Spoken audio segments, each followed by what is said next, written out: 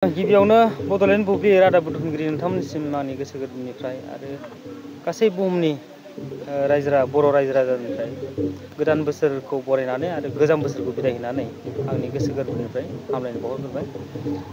नै जोंनि बे 2 नं नाहरबारि गामिनि गेलेग्रा फोथाराव सानथामनि हाबाफारि लानानै सिलाफोथार दख'रा बैसागु बिदाय बैसागु आफादा माने 12थि रंजालि बैसागु बिदाय फोरबोखौ बेवहाय गाजा गोमजायै खुंनो लादों। 23, 24, 25 एप्रिलनिफ्राय बेयो जानो थांगासिनो दं। गाबोन सानसेल'सै।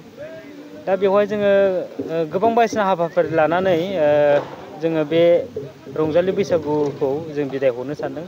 बेयावनो जों गिबियैनो बुंनांगोन जोंनि बर'नि मोसानाय, दामनाय देनाय, मेथाइ खननाय बायदिसिना माने हारिमुनि बिथिङाव नोजोर बोनानै आरो माने जोंनि बर'फ्रा माबायदि बैसागु जायो, माबायदि मेथाइ खनो, माबायदि खाम सिफुं सेरजा लानानै बैसागु रंजायो, बेफोरखौ जों माने नैबे बैसागु बिदाय बे हाबाफारिजोंनो जोङो दिन्थिफुंनो थाखाय जोङो आखायाव लादों आरो। गंबेसे गामिनिफ्राय बाहागो लाफैदों? बे जोंनि सिलाफोथार आनसलिकआव 42थासो जों गामि दङ फिसा फिसा। नाथाय जोंना कमिसना एसे गोजान गोजान गामियाबो फिसा फिसा।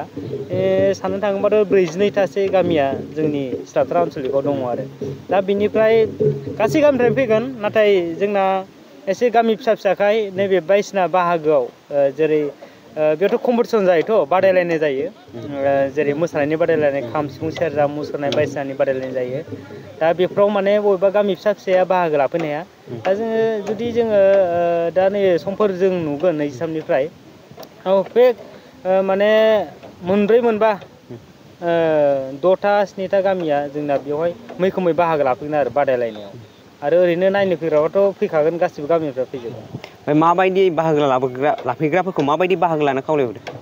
जों ओरैबायदि खावलायदों जाहाथे गंफ्रोमबो गामिनिफ्राय गावनि सेंग्रा सिख्ला हान्जा मोसानाय, गामि बिहामजो हान्जा मोसानाय, बेफोरखौ माने गंफ्रोम गामिनिफ्राय जोङो हांख्रायदों, माने बाहागो लाफैदों बादायलायनायाव। होमबासो जोंबो नुगोन बबे गामियाव माबायदि सोलिनानै बैसागुखौ फालियो, जों हांख्रायदों आरो। दा नायनोसै, नुसिगोन उनाव। बेजों लोगोसे जोङो माने भलिबल गेलेनाय, दिरुं बोनाय बादायलायनाय जों बेखौ लादों आरो काबादिबो जों लानाय जादों।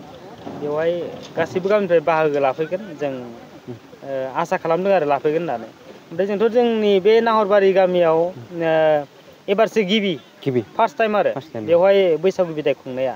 जोंनि आनसलिक हिसाबै जोङो सिलि भगबानाव जों खुंबाय थायोमोन। नाथाय देग्लाय एसे जायगाखौ चेन्ज खालामनानै, जायगाखौ सोलायनानै जोङो नैबे जोंनि 2 नं नाहरबारि गामियाव लानाय जादों आरो। मानो होनबा जोङो मोनसे जायगायावल' थांबाय थायोबा माने ओइ गामि बिथोरफोरनिया जोंनाबो एसे बिथोरानो जाबाय, जेनेबा गामि बिथोरनिया माबायदि खुङो बेफोरखौ जोङो नुनायनि जेबो सुबिदा जाया। माने फैनाय थांलाय फैलायनि थाखाय एसे उसुबिदा जायो। ओंखायनो जों देग्लाय सोलायनानै लानांगौ जादों आरो जायगाखौ। खुलुमबाय।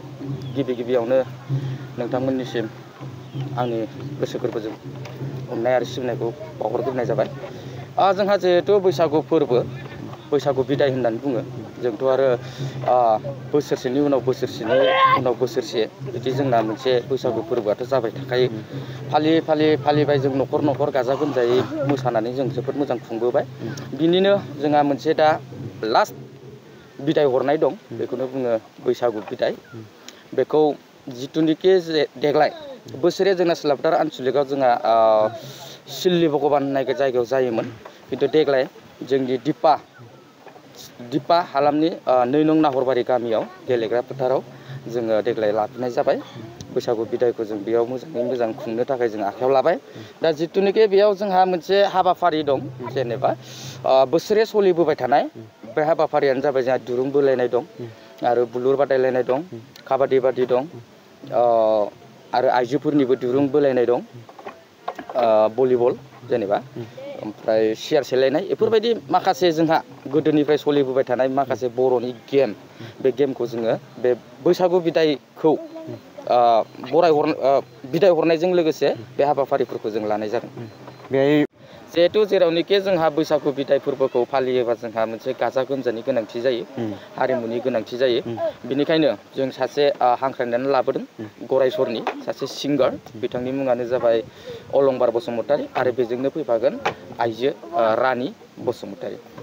बिथांमोनखौ हांख्रायना लेंहरदों लास्ट 25 25 सानखालि बे सानबेसेनि हाबाफारिजों खुंफुंजागोन बेयो जिहेतु ओरैनो सानथामनि हाबाफारि माने जोङो जेरावनोखि जोङो सानथामखौ जोङो मेक्सिमाम जों लाखायो बैसागु फोरबो बिदाय हरनाय हिसाबै बोसोरे जों सोलिबोबाय थाखानाय सानथामनि हाबाफारि लादों आरोखि बे गुबुन गुबुन गामिनिफ्राय बे मोसानो बाहागो लाबोगोन माबायदि बाहागो लाफैनो खावलायहरो निस्सय आङो बेखौनो खावलायहरो जे सासे आंबो कालचार गोसो गुदुं हिसाबै गोसो गुदुं सुबुं हिसाबै रायजो राजाफोरखौ आंनि गोसो गोरबोनिफ्राय बेखौनो खावलायहरो जे जोंनि बर' समाजाव हानायमानि जों डेभेलपखौ लाबोनांगौ हानायमानि जों जौगाथायखौ लाबोनांगौ बेनिखायनो जिहेतु बैसागु फोरबोखौ जोङो माबायदि गाजा गोमजायै खुंलांनो हागोन माबायदि जोङो गोजौनिफ्राय जौसिनाव लांनो हागोन बेनिखायनो जों बयबो गावबा गाव बुजिलायनानै गावबा गावनि गोसोखौ गोसो गुदुं खालामलायनानै जोंनि बे बैसागु फोरबोखौ बिदायखौ बयबो बाहागो लाफैगोन होननानै आङो बिथांमोननि सिगाङाव आर'ज गाबबाय खुलुमहरबाय आरो लैहोर लैहोर फैनानै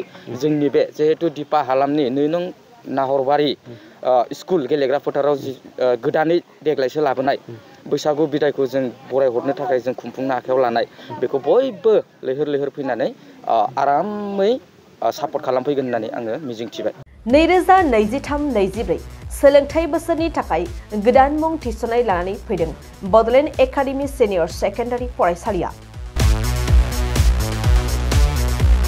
क'क्राझार जिल्लानि तिनिआलियाव थानाय बर' बिजोंनि बड'लेण्ड एकाडेमि सिनियर सेकेन्डारि फरायसालिया दायो केजिनिफ्राय 9 थाखोसिमनि गोदान मुं थिसननायखौ लागासिनो